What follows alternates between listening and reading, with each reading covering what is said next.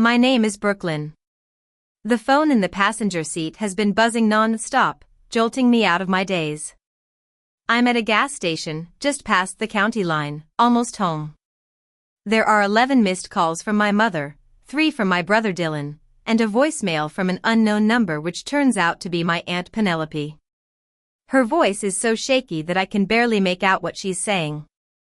She keeps repeating that my father read the card and started screaming. Screaming so loudly that the neighbors 2 houses down came out to see what was going on, and my mother had to ask my uncle to calm him down before the police were called to our family reunion.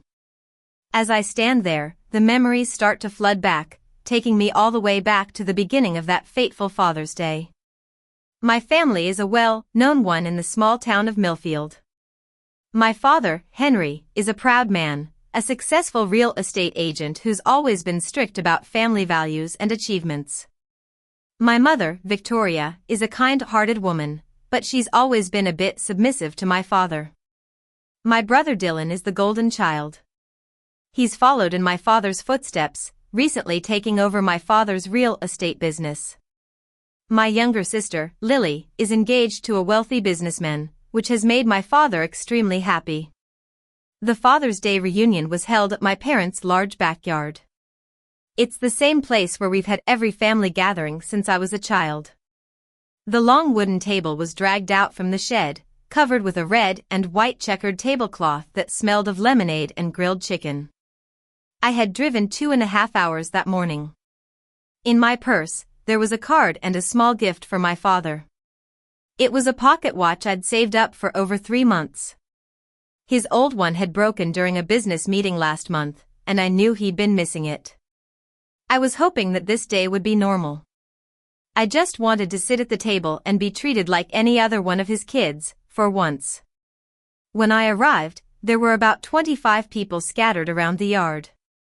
Dylan was at the grill, flipping steaks expertly.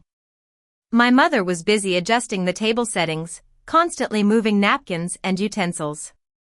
My father was sitting at the head of the table, a glass of whiskey in his hand, laughing heartily at a joke my uncle had told. I walked up to him, kissed his cheek, and said, "Happy Father's Day, Dad." Then I took the seat my mother had pointed at, right across from him, sandwiched between my cousin Ava and my sister-in-law. For the first half an hour, everything seemed perfect.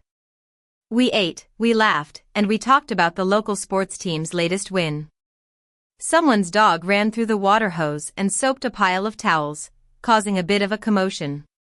Then, my uncle raised his glass. "Henry, why don't you say a few words, like every year?" he suggested. My father slowly stood up, glass in hand, and started looking around the table at each of us in turn. He began with Dylan. "I'm so proud of you, son. You've taken this business and made it even more successful. You're the future of our family name," he said, beaming with pride. Then he turned to Lily. "And you, my dear, getting engaged to such a fine young man. You've brought so much joy to our family." Finally, his eyes landed on me. "I'm proud of all my children," he said.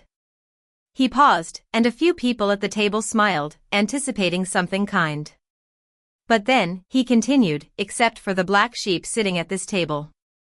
The yard fell silent so quickly that I could hear the birds chirping in the nearby trees. His face was cold, almost emotionless, as if he'd rehearsed this line 1,000 times. I felt my cheeks flush with embarrassment. Every pair of eyes at the table was on me. For what felt like an eternity, no one moved. No one said a word in my defense. My mother suddenly became very interested in straightening the tablecloth. Dylan stared down at his plate, as if he was trying to find something invisible on it. My aunts and uncles were silent, and even Ava, sitting right next to me, went very still. 25 people, and not a single one of them spoke up for me. I was sitting there with my fork halfway to my mouth, the same fork I'd used to eat the salad I'd helped my mother make the night before. In that moment, I knew that this wasn't the first time he'd thought of me like this. It was just the first time he'd said it in front of everyone. I could have lashed out. I could have stood up and demanded to know what I'd done to deserve such a label in front of our entire family and the neighbors who were surely listening.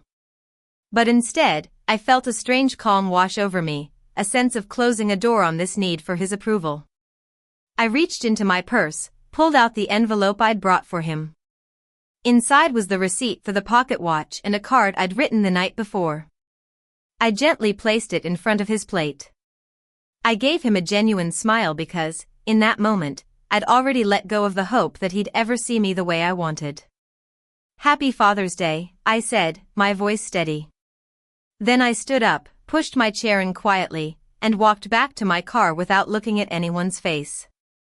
I didn't let the tears fall until I was on the highway, with the windows down, the wind carrying away the sounds of my sobs. I had no idea as I drove away that the real shock was still waiting for him. That unopened envelope on the table was about to turn his Father's Day into a memory he'd never forget. The reason behind the shock in that envelope was a secret I'd been keeping for 4 months. My father had slipped and fallen at the office, breaking his hip. The surgery wasn't fully covered by insurance, leaving a balance of $12,000 on the hospital bill. He'd kept it a secret, not wanting anyone to think he couldn't handle his finances. I found out by accident when I was helping my mother sort through some old paperwork. Without telling anyone, I quietly called the hospital, set up a payment plan under my name, and had been making monthly payments ever since. The card in the envelope wasn't just a simple Father's Day note. It was a printed statement showing that the entire debt had been paid off, along with a letter explaining what I'd done and why. I didn't want the credit, I just didn't want him to carry that burden alone. That night, my phone rang again. It was my father. I almost didn't answer. When I finally did, his voice was completely different from the confident and cold tone I was used to. It was cracked and small. He didn't make any excuses. He just kept repeating that he didn't know, that he had no idea what I'd been doing. He said he was sorry, more sorry than he could express. I listened to him. I didn't fully forgive him in that phone call. Some wounds are too deep to heal immediately. But I listened because, for the first time in my life, I felt like he was actually trying to see me, the real me. In the weeks that followed, things started to change. Slowly and awkwardly, just like real change always does. He started calling me just to ask how I was doing, not to compare me to Dylan or Lily. My mother told me that he kept that printed statement in his wallet, behind his driver's license, as a constant reminder of how close he'd come to losing something precious. I'm sharing this story not because I want pity. I know there are many people sitting at family tables right now, feeling like the odd one out, being labeled as a disappointment while everyone around them stays silent. I want them to know that sometimes, staying calm and walking away with your head held high can speak louder than any scream. Sometimes, the most powerful response is the one you choose not to give. If this story has touched you, if it's reminded you of your own family dynamics, your own moments of silence, or your own unopened envelopes, please hit that subscribe button before you leave. I share real and raw stories like this every week, stories that stay with you long after the video ends. I'd love to have you back here for the next one. Thank you for listening to my story.